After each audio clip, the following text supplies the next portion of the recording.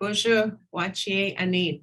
Welcome to Lakehead University's presentation on ININIW ACAKOSUK, the Cree stars, with knowledge keeper Wilfred Buck from the Opaskwayak Cree Nation. We are happy that you're able to join us. My name is Yolanda Twants, the coordinator of the Indigenous Student Services Center at Lakehead University. I will be your MC for this event.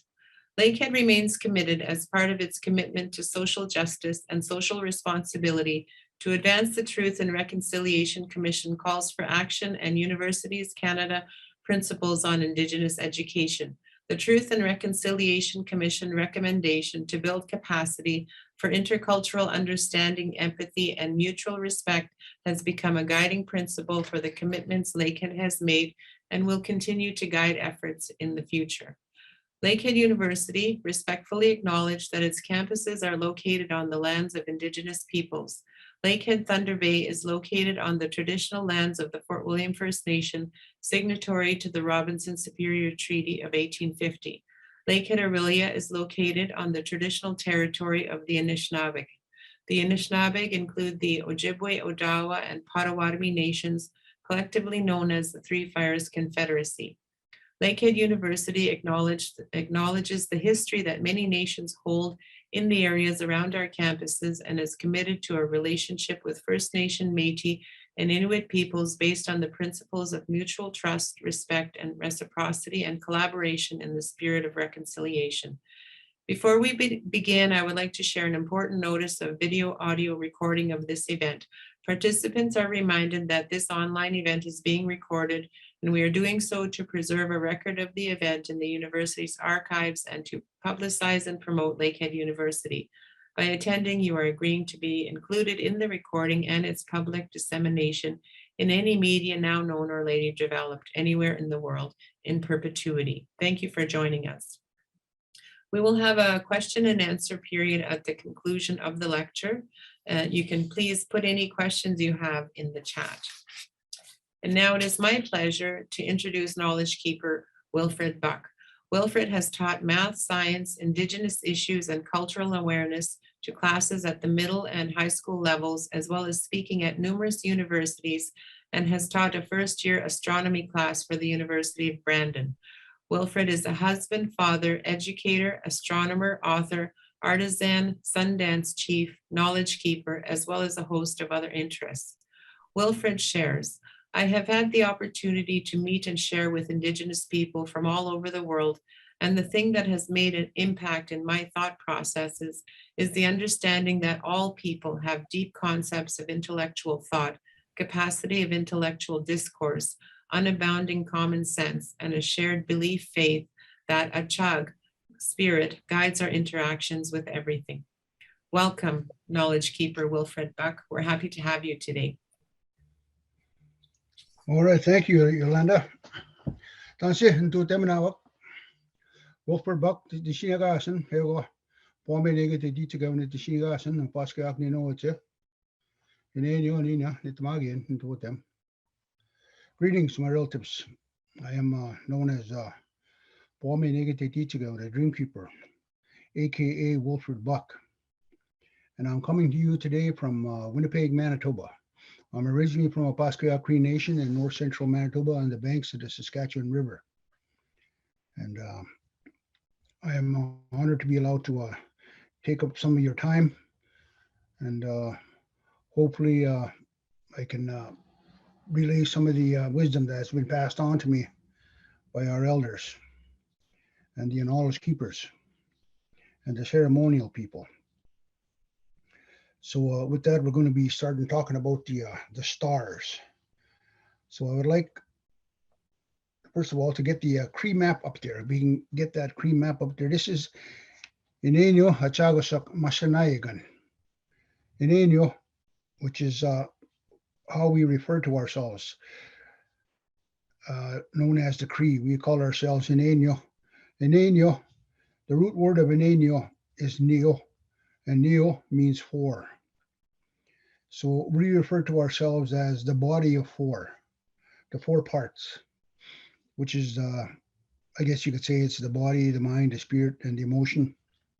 So it can be divided up into four quadrants, four parts. just like you see on the map, on that map there, spring, summer, winter, fall. So what you're looking at here is a star map. You can see in the background, in the light blue, the Roman Greek mythology. And this is the star knowledge that we were educated in, the systems in the Western education system, where the majority of us went to school and went to elementary school, middle school, and high school, and university. And this is the astronomy that we were exposed to, and the astronomy that we've come to understand. And for myself, going to school and going through the sciences and astronomy, space, the planets, and all that stuff, nothing was ever mentioned of any other perspective other than Roman Greek mythology, Roman Greeks and the mythology. There was no mention of the Asian peoples of China, no mention of the Arabian peoples. And these people have extensive knowledge of the sky, and they studied it for thousands and thousands of years. And I will also later come to see that every culture in the face of the earth studied that sky, because every culture in the face of the earth lived under that sky.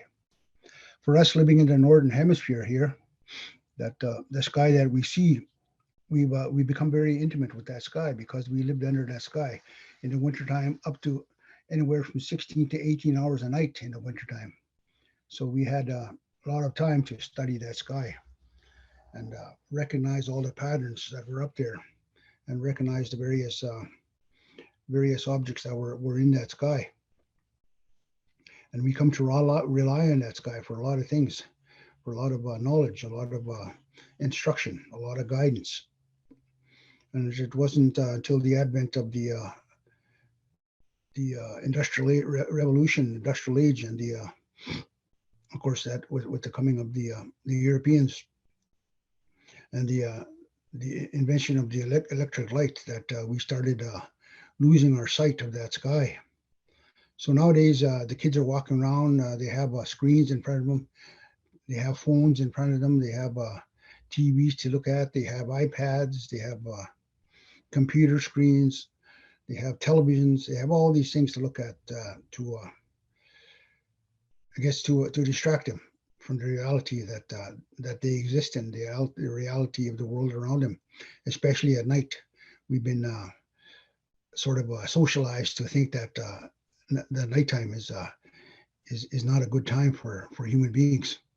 We've been socialized to see night as something that is bad, and things that are associated with night are bad, are the unknown, are scary. Whereas prior to the coming of the Europeans, we lived under that nighttime sky.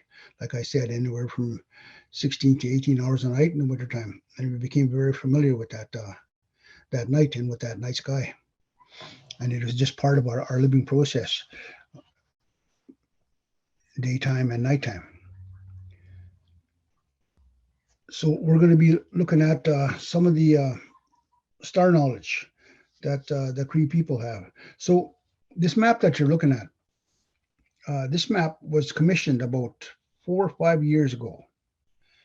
And at that time, I'd come across about 16 constellations that my people talked about in the night sky. And so if you look at these this image here, and you count these images from the bottom, there's one, the man standing there, then the circle with a star in it, and then the spider, and the bear, the wolf, the turtle, the thunderbird, the goose, and this little dome, the sweat lodge, and the top one is another thunderbird. It looks like there's about 10 images there, when actually there's about 18 images there. Because the one thing that I found out about Indigenous astronomy is that there's multiple tellings when we pick out a group of stars, a constellation. We look at a constellation, and there's multiple tellings to it. It's not just like Roman Greek mythology, where you look at Ursa Major, the stars that are Ursa Major, the Great Bear, and you look at those things and identify them as Ursa Major, and that's it. It's Ursa Major, is nothing else. And so when you point out Ursa Major, right away, the astronomers will say, oh, that's Ursa Major, because they know what it is. But for Indigenous astronomy, when I talk about Mistamaskwa, Manatumakwa, that great bear in the sky, we're looking at the stars of the Big Dipper. And but also I can talk about Ochik the fisher, and the same with the Anishinaabe, they talk about Ojig the fisher. And that also is representative of those stars of the Dipper. And there's other tellings about the star of the Dipper, like Mr. Tim. Mr. Tim is again another representation of the stars of the Dipper. Mr. Tim, of course, is the horse. So the astronomers, when I speak to them and talk about the stars, and I start telling a story, then I switch to another story, and right away they get confused if I use the same stars, like say like example, the Big Dipper, because they say, "Oh, you just told me that was the Big Bear. How come you're telling me now that it's this and that?" And they get irritated. But from our people's understanding, we understand that the world can't be taken piecemeal. Our reality that we exist in, that we're immersed in, has to be seen in a holistic sense. Everything is intertwined, and everything is connected to one another.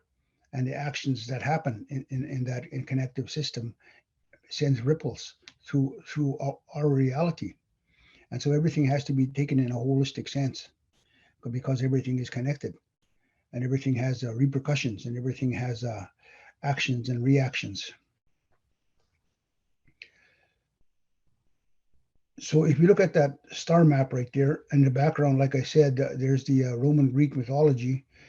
You can see a light tan color,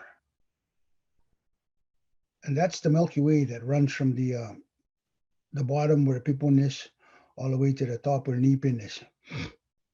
That Milky Way, that's our Milky Way system. And again, when we look at that Milky Way, there's all kinds of stories about that Milky Way. And therefore, there's all kinds of stories. That means there's all kinds of names for it. And depending on what it is you're talking about, what story is you're bringing across, what sacred telling that you're talking about, then that's the name that's going to be given that particular phenomena in the sky. So, like I was saying, this map was commissioned about 5 or 6 years ago, and since that time, we've located another 16 constellations. So there's more 16 constellations that can be added to this map right now. And the one thing about that is that I happen to be talking with an elder by the name of Ken Goodwill. He's gone on to back home now. He's gone on to the spirit world. But I had a chance and opportunity to meet with him and talk with him about the sky. And he told me, we were looking at the night sky in the northern plains of Saskatchewan, outside of Saskatoon. And he told me, every visible star you can see with the naked eye, our people had a constellation with these stars, had a grouping. People had a name. People had a story. People could point out these things that, like a planets that came across. Because, like I said already, that because we lived under that night sky, and we became very intimate with that night sky, and we could predict those patterns. And so every visible star we could see with the naked eye, there was a constellation attached to it. There was a name, there was a story, there was a song, there was a ceremony, all these things. And due to the historical trauma that happened to our people, we lost about 85% of that knowledge that's out there that we once had. And due to that historical trauma and that loss of all that knowledge, then we'd sort of become detached from our reality, detached from that sky up there. And we're slowly getting that knowledge back. And the elder said that knowledge can be regained, because the way that knowledge was gained was through our own methodologies. Each Indigenous people on the face of the earth had their own methodologies in coming to knowledge. just like the Western education system has the scientific method, qualitative and quantitative native knowledge that's gained through using those steps. Indigenous people have their own methodologies of getting to knowledge. And the elder said that one most important way that we gain knowledge was through dreams. Being that we're a whole, we see the world, we see our reality in a holistic sense. All these things are interconnected. Dreams are not separate and not different from our reality. They're part of our reality. Dreams give us hope. Dreams give us direction. Dreams give us guidance. Dreams give us a healing. Dreams give us support. Dreams give us understanding. Dreams give us all these things. And so they're very important to us. And as Indigenous people, prior to coming to Europeans, these dreams, were very central to who we are as Indigenous peoples. And so they were one way of coming to knowledge.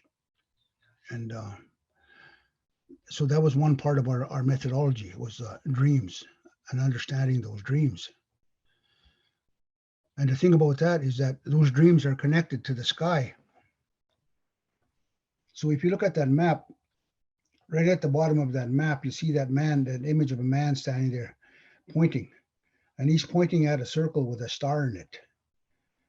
And right at the heart of that circle with the star in it is 7 stars called the Pleiades, the 7 sisters. Our people call that Bagwangizik, the hole in the sky. And Anishinaabe call it the same thing, Bagwangizik, the hole in the sky. And they say that's where we come from. We come from that place, that hole in the sky. And that we return back to that place, that hole in the sky, when we've done our visit here at this place. So we come here for a visit, and then we continue our journey. And so that hole in the sky, what you're talking about there, the hole in the sky, is they're talking about an alternate reality. They're talking about a wormhole. They're talking about a spatial anomaly. They're talking about a doorway to another reality or to other realities. And they say our dreams, when we sleep, our dreams connect us to that hole in the sky. And we're shown possibilities. We're shown infinite possibilities. Every time we sleep, we're shown infinite possibilities. We're told when we sleep, we dream. As soon as we fall asleep and our mind relaxes, we dream. Doesn't matter if we remember those dreams or not, we dream. We're constantly dreaming, and we're constantly connected to that hole in the sky. And we're constantly being shown possibilities, glimpses of possibilities that could happen. And sometimes these possibilities, they come into reality. Sometimes we're walking somewhere, or we're sitting somewhere, or we're going somewhere, or we're meeting somebody that we never met before, and all of a sudden we'll think, hey, this has happened before. Hey, I've seen this person before. Hey, I know what's going to happen next. And these images are flashing in our mind because, yes, we do know, because we've dreamt about those possibilities. So they're out there. So that's our connection to the other realities, that Bagwangizik, that hole in the sky, gives us those connections and gives us those understandings, and even gives us hope and gives us direction. So that's part of our methodologies.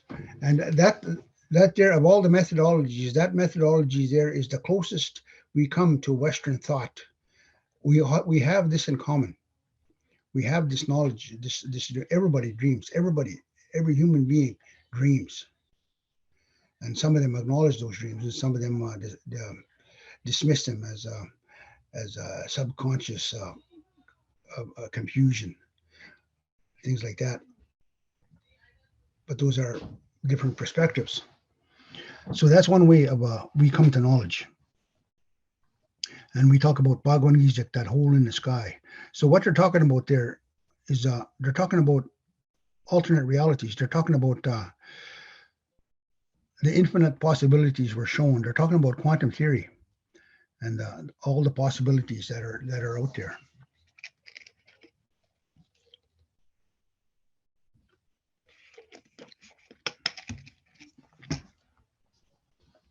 So that's the hole in the sky, Bagwangizik.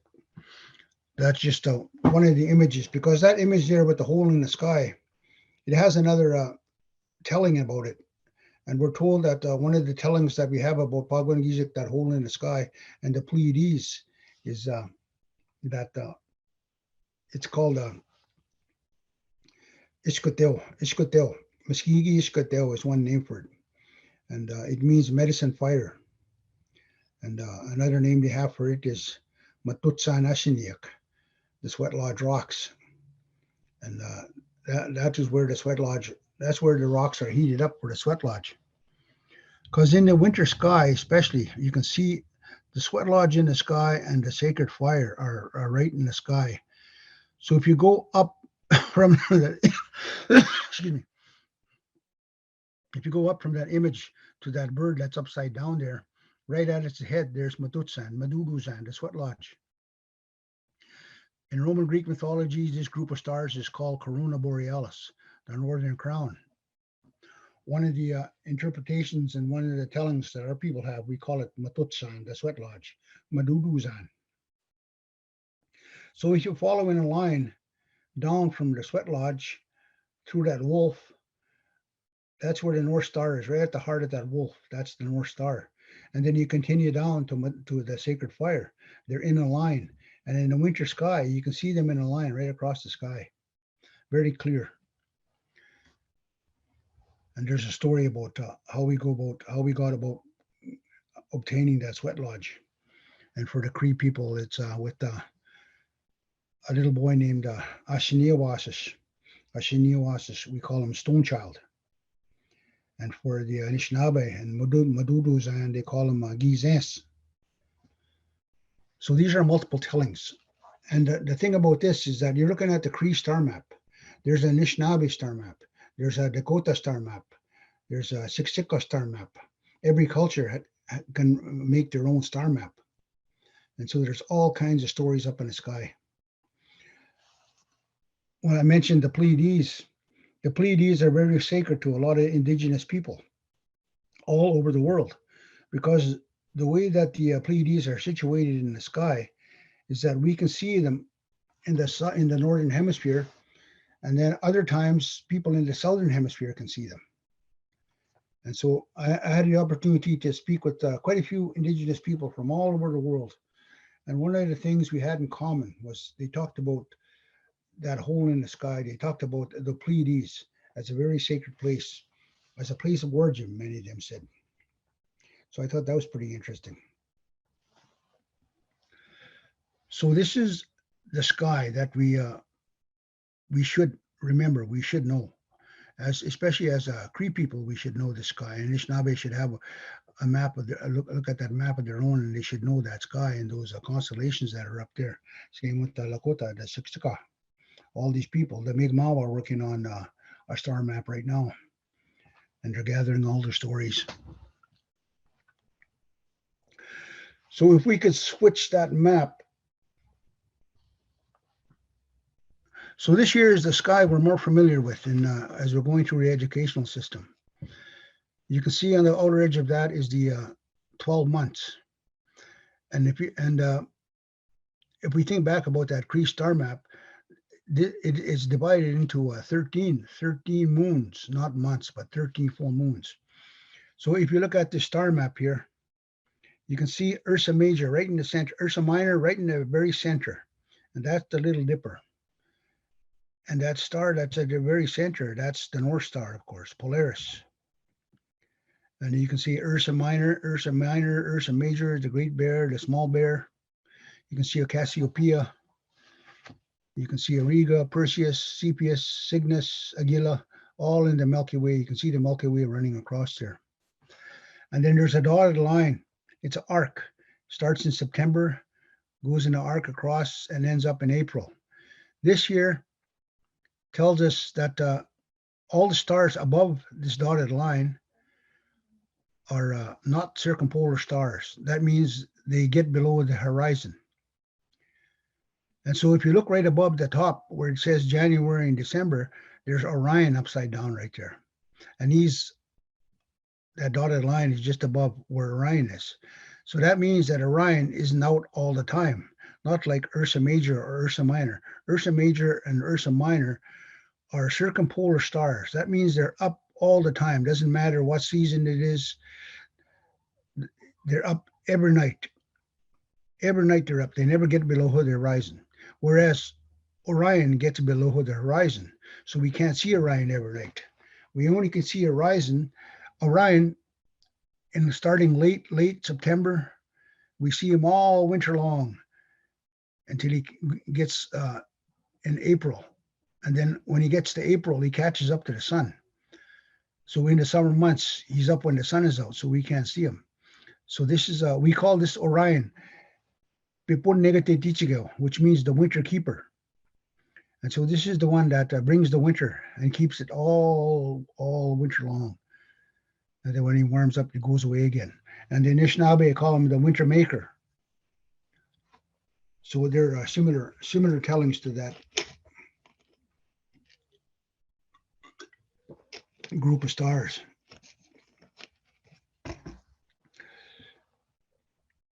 So this is the Roman Greek mythology. They say there's 88 constellations for the Roman Greek understanding of the sky.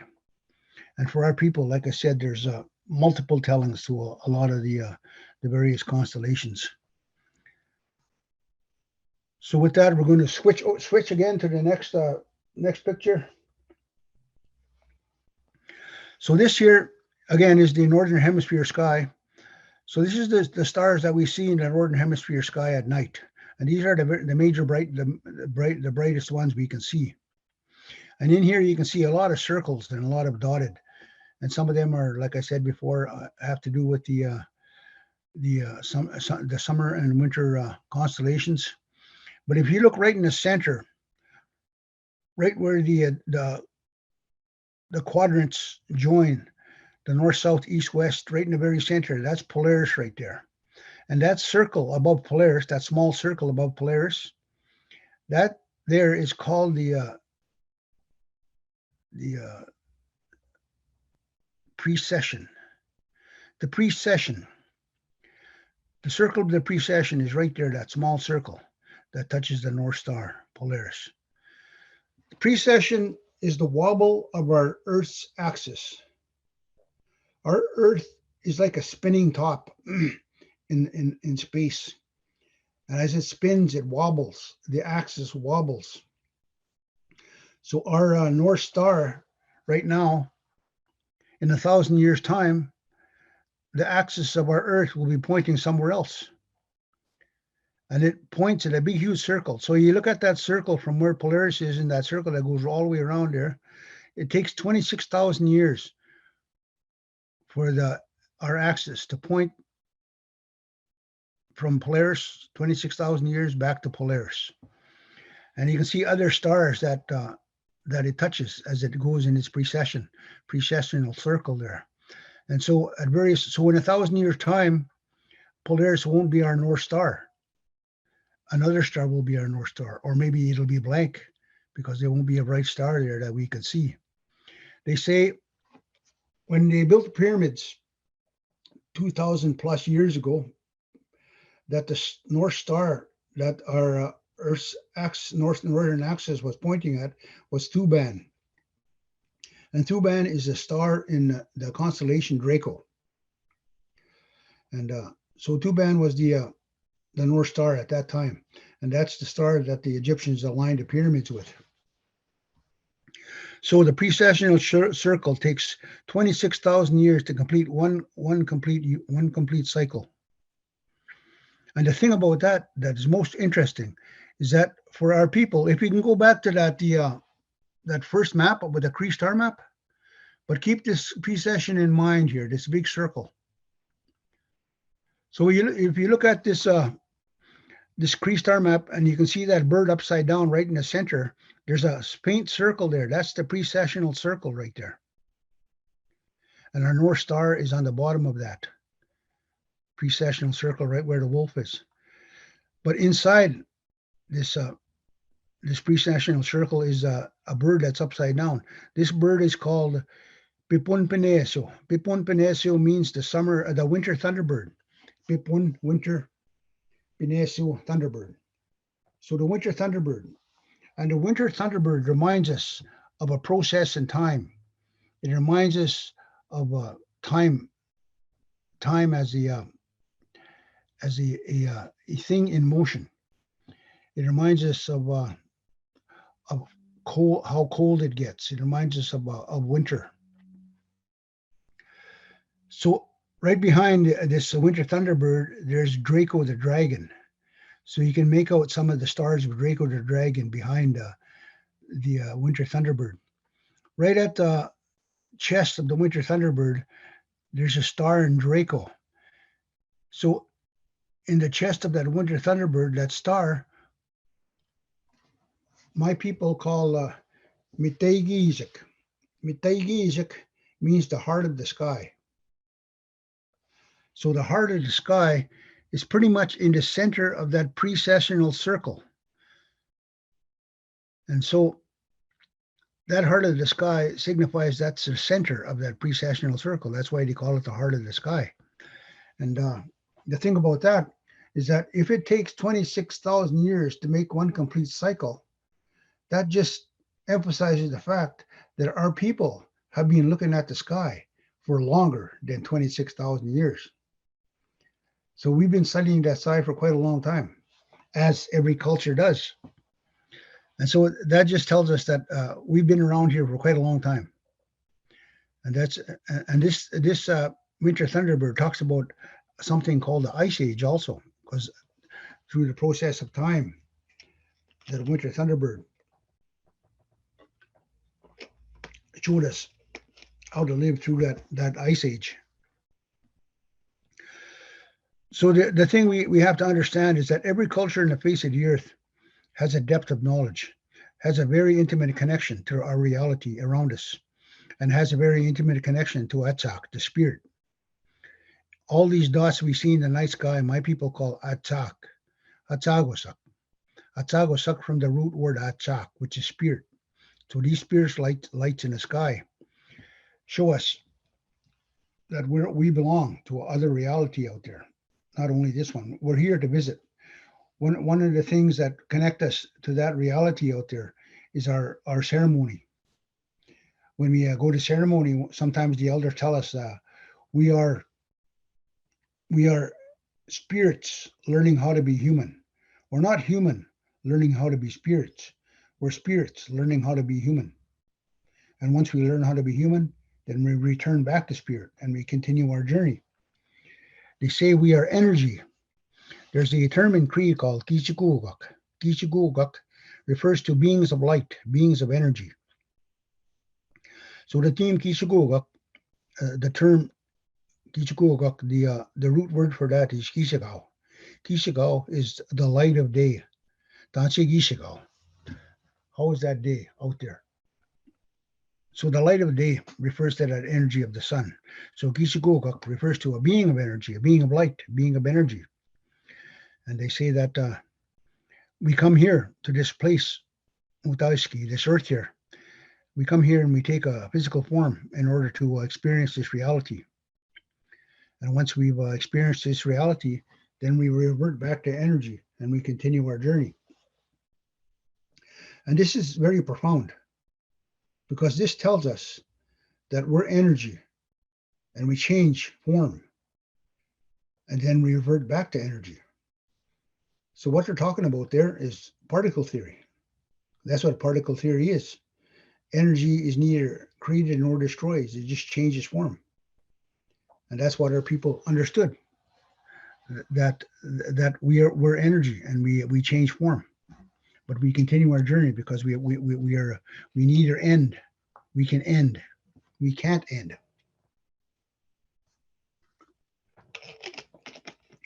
So those are some of the things that we can think about. So when we look at that sky, there's things that we got to understand. There's very practical things that we can understand. That sky can show us directions. That sky can show us what time it is. That sky can show us how the weather is going to be. That sky can show us stories. That sky can show us, remind us about the ceremonies, about songs, about dances. Because those are other ways of those are other steps in our methodological process. So one important star, of course, in the northern hemisphere sky is Polaris, the North Star. So if you can switch that back again to pointer stars. One more. Right there. So this image you're looking at here are the image of the Little Dipper and the Big Dipper. And the Big Dipper circles the sky. Like I said, it's a circumpolar constellation. That means it never goes down, and it never gets below the horizon. So it's always up every time, every night. If it's nice and clear out, you can see it every night. And the thing about that Big Dipper is that as it goes around, those two stars, Merak and Dubhe, they point to Polaris. So if you line those two stars at the end bowl of the Big Dipper, if you line them up and then you point them straight ahead, they point right at Polaris. And Polaris is the end star of the Little Dipper. So no matter where this Big Dipper is in the sky, these two stars here are always pointing to Polaris. So this Big Dipper dances around the sky and circles the Little Dipper. And these two stars are always pointing at Polaris, the North Star. So our people, they call Polaris Kiwetin. Kiwetin. And we're told Kiwetin comes from the root word Kiwe. Kiwetin, the going home star. Kiwetin. And so Kiwetin Nuk is like the north wind, the north. It talks about the north. Kiwetin is where they go home. So those are some references to Kiwetin, the North Star. The other thing about that North Star is another name they have for it is ACAKOSUK. ACAKOSUK means it stands still. That says that Polaris stands still. It doesn't move. Of all the stars that are in the sky, Polaris is the one that stays stationary, and all the other stars dance around it. A good image of that is the time-lapse image that people take. So if you could switch that one more time. So here's a time-lapse image of our northern hemisphere sky. And that dot right in the center of that big circle, that's Polaris, the North Star, ACAKOSUK. It's standing still. So that star stays stationary, and all the other stars, all these streaks in circles that you see around that central point are stars and planets. And this is a time-lapse picture that's taken over a period of 12 hours, I think it was. And so that star stays stationary in the sky. And that's how they found north, because they used that star Polaris. Our northern axis is pointing just about directly at Polaris. So as our Earth spins on its axis, that star looks like it stays stationary and all the other stars dance around it. It stands still. So when they were traveling at night, they located Polaris. And if they wanted to go east, what they do is they turn, and their left shoulder was aligned with Polaris. And when their left shoulder was aligned with Polaris, they knew they were facing east. And then they'd walk. They'd pick a landmark out in front of them and they'd walk. Every once in a while, they check, they realign themselves with their left shoulder and with Polaris, Kiwetin. Because they knew that if they didn't do that, we have a tendency to walk in big, huge circles.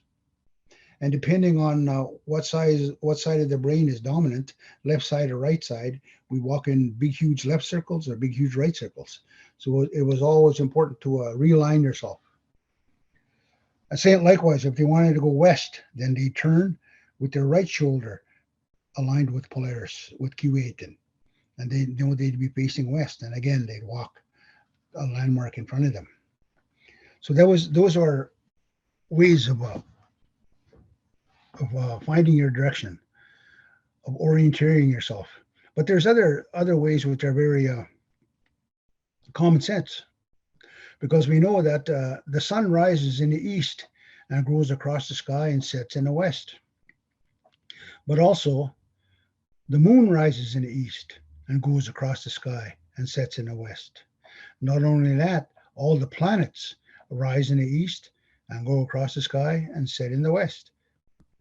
The stars themselves, when it gets dark, you see them in the east, and then if you watch one particular star, it'll go across the sky and it'll set in the west. So the stars even rise in the east and they set in the west. So those are ways of orienteering yourself and finding your direction and knowing where you are. And for our people, they could read that sky. In daytime, in nighttime, they could read that sky, and they could read the land, and they could read the environment. And they knew where they were at all times. And the thing about that is that we have to readjust our thinking, our thought processes when it comes to something like the word home. What does home mean? Home, of course, is a building in a little plot of land somewhere, or maybe a town where we grew up. That's home. That we've come to see refer to that as home, because we're not travelers anymore. We stay stationary for quite a long time for parts of our lives. But at one point, our people traveled all the time because they followed the seasons, they followed the environment, they followed the weather, they followed a pattern of the animals, they followed the cycles of the water, of the plants. And then in doing so, they couldn't remain stationary. They had to keep going, had to keep moving. And the thing about that is all they had to do was look up in the sky, and they knew exactly where they were at all times. And that being the case, and when they did that, they traveled. And when they traveled with their families. They traveled with their nutemak, their relatives. They traveled with their extended families. They traveled with their clans. They traveled with their nations. And so their family was around them at all times, and they knew where they were at all times. So that means wherever they went, that was home. It didn't matter where they were, because they knew where they were at all times, so they couldn't ever get lost. And so wherever they were was home. And they followed the pattern of those animals. And there was no such thing as territories, because everybody lived by those cycles, and everybody lived by the cycles of those animals. And they were very important, those animals. An example is if people lived on the buffalo, and your family, your immediate family, your extended family, your village, your community, your clan, your relatives, your nation depend on that buffalo.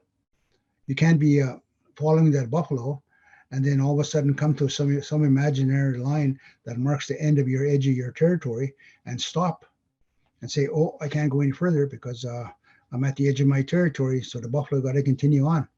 And you say, okay, see you, buffalo, and hopefully you'll come back. No, you don't do that. Common sense says that you follow that animal, because that's sustenance, that's life.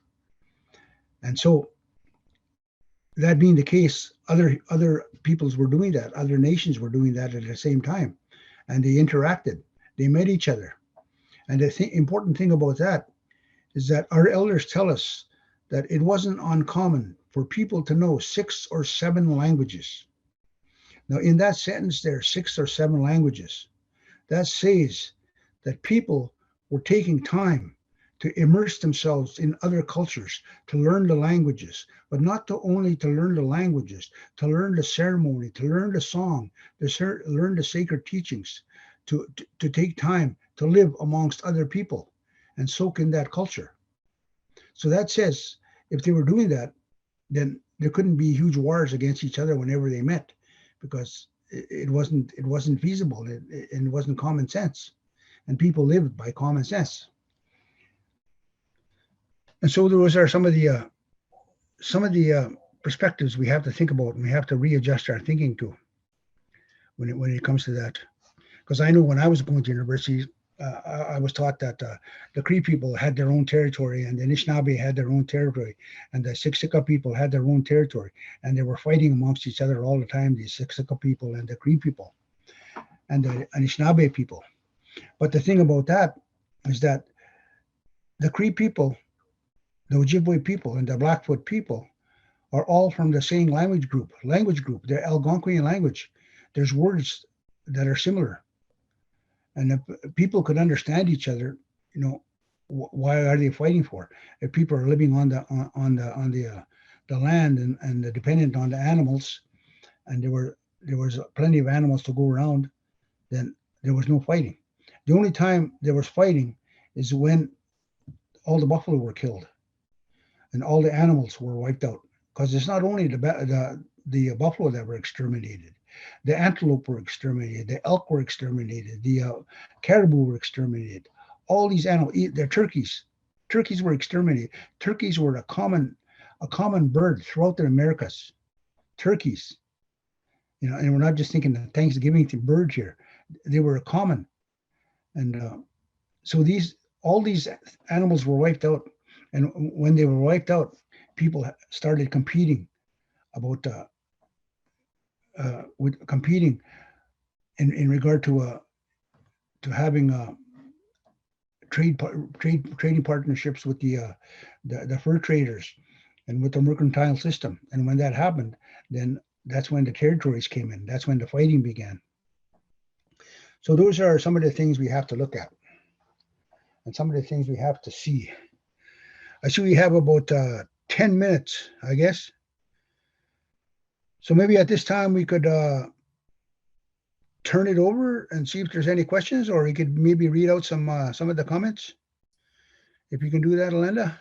Yeah, I will. Thank you so much, though, Wilfred, for sharing your vast amount of knowledge and your wisdom with us today. It's incredible, the things that you have to share. Just in the chat, though, for any questions, if you do have any questions, please post them in the chat, and we will have Wilfred address them now. So Jolene asks, is the winter thunderbird sleeping? Is the winter thunderbird sleeping? No, the winter thunderbird never sleeps. He's always up in the sky. And he's always teaching us.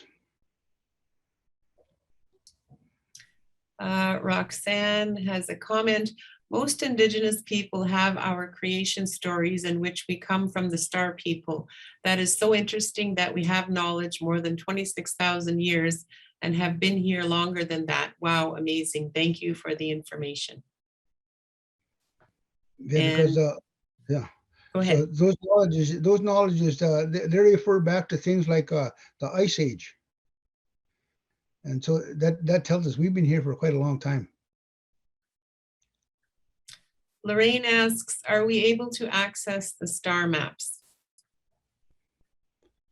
Right now I'm working with a publishing company called Good Minds. And that Cree star map, we're gonna get them out through Good Minds, so they'll be able to order them. And for there's Anishinaabe star maps and there's Dakota star maps. If you're to Google a lady named Annette Esley, I'll type in her name.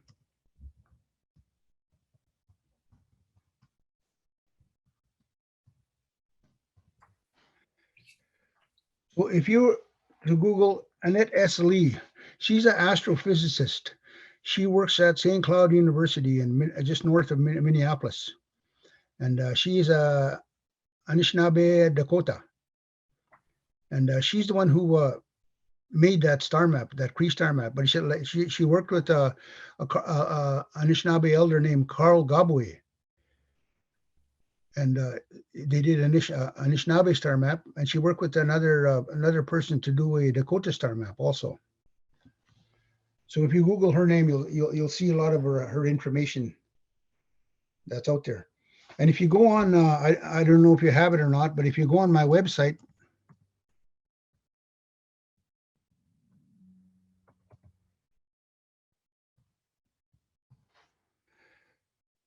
this is my website. It's called ACAKOSUK.com. You go on that website, there's about I say there's about 16 stories that you can, if you're an educator, you can share with your students. You can't download the stories, but you can turn your computer on, have the students go on the computer and they can go through the stories live. ACAKOSUK, it means spirit clouds. And the spirit clouds refer to these smudges of light we see in the night sky. If you look at Orion, under Orion's belt, there's 3 stars. And one of those stars is actually not a star at all, but it's a nebula, Orion Nebula, the famous Orion Nebula. And we call that ACAKOSUK, a spirit cloud. And there's another spirit cloud that we can see with the naked eye, and that's called Andromeda Galaxy. Again, with the naked eye, we can see a faint smudge in the sky if we know where to look. So those 2 we call ACAKOSUK, the spirit clouds. So there's a question here, Wilfred. What are the challenges from other science perspectives on what you offer, i.e. quantum physics? We'll only scratch the surface of what you're talking about. Well, when we first started talking about ININIW ACAKOSUK, the Cree stars, there was a lot of resistance from the scientific world, because they didn't think that nobody else understood science, or nobody else practiced science other than them. And but it's slowly, the perspective is slowly changing. A good example I'd like to share with you is that I was doing a presentation at the University of Victoria a couple of years back, before all the craziness COVID happened. And I'd finished my presentation about ACAKOSUK, the stars, and I was invited to a sweat lodge. So I'd asked the people that were attending the gathering, and most of them were academics, and most of them were astrophysicists and doctors and such, and if they wanted to attend a sweat. And so a couple of them said they would. They'd like to. They'd never been at a sweat before. And there's one doctor by the name of Kim Ven, Dr. Kim Ven. She's the astrophysicist, and her job is to look through the spectrometer of the University of Victoria and locate stars in our galaxy. And so that's what she does. And anyways, she said, I'll attend your sweat lodge. I just want you to know that I'm not too comfortable with religion and this perspective they have, because it doesn't make sense to me, she said. But I'll attend your sweat just out of respect for from listening to what you had to say. So okay, sure. So she came to the sweat, and in the sweat, one of the conductor, the elder, he asked me to talk about the stars and the hole in the sky, and how we came from that sky, from that reality to this one. So I did that, and I talked about how we're energy, and how we come to this place and we take physical form, and how we spend time here, and then once we're finished what we're doing here, we revert back to energy, and we continue our journey in another reality somewhere. And so after the lodge was over, this astrophysicist, she came up to me and she said, I like what you had to say. She said, it makes so much sense. You're not talking about religion. You're not talking about a God, an old man sitting in the sky somewhere, or angels and nothing. What you're talking about is science, she said. What you're talking about is particle theory. You're talking about changing of matter. You're talking about particle theory. You're talking about how energy changes. And that I believe that. I can believe that, and I'm comfortable with that, she said. And said, I'd like to go to another sweat. I thought that was pretty cool. Great story. Hopefully we can take a few more questions here. Have you ever heard of Indigenous peoples walking at the same time as dinosaurs? Any stories or reference or astrology that may tie in with that? Dinosaurs. There's not really in reference to dinosaurs, more like in reference to prehistoric animals, like Mr. Musquat. When you talk about Mr. Musquat, the great bear, it's a living memory that's been passed down from generation to generation to generation. Where at one point, because in Mr. Musquat, the Great Bear, it talks about big, huge bears roaming the land. And of course, in prehistoric times, there were big, huge bears roaming the lands, as there were big, huge tigers and roaming the lands. So that's a living memory from prehistoric times. But in reference to dinosaurs, I've heard stories about things like thunder lizards and big snakes like that. And but that was just because of people finding the bones of these things. And one final question. Could Native people have been located somewhere else on Earth in the past, but made the same observations about the sky, such as other northern parts of the world? Oh yeah, yeah. Like I said, it's indigenous people from all over the world. In fact, every culture from all over the world that lived under that night sky prior to the coming of the Industrial Revolution, they were very intimate with that sky, and they had all kinds of stories about that sky, which connected their reality to that sky world. And so we have a lot, like I mentioned about the Pleiades. Every culture in the northern hemisphere have a reference to the Pleiades as a very sacred place, and even the Japanese people, they call you know what they call the Pleiades? They call the Pleiades Subaru. So if you ever see a car with a Subaru, it'll have a star emblem, and that's what it represents, the Pleiades. Thank you. So everybody saw the sky from their own perspective. Thank you, Wilfred. We don't have time to take any more questions. It's almost 1 o'clock, but there still are a lot of questions here. And I'm just wondering, is there a way that people can connect with you if they still had questions? You can go on my website and you can contact me through that way also. Great. Okay, so Wilfred's email address is there if anyone didn't get their question answered. But it's my pleasure to close the event today and to thank you again so much, Wilfred, for attending and sharing your knowledge. And I just want to remind everyone that today's event was recorded and it will be available on the Lakehead University website under Indigenous Initiatives. You just scroll down on that page to the bottom and you'll come across the YouTube link. And I think Anna has put that in the chat as well, for those who would like to view the presentation again. So thank you all so much for coming. It was great to have everyone here. And thank you again, Knowledge Keeper Buck. Have a great day. Thank you. Yes, yeah, you too. Thank you.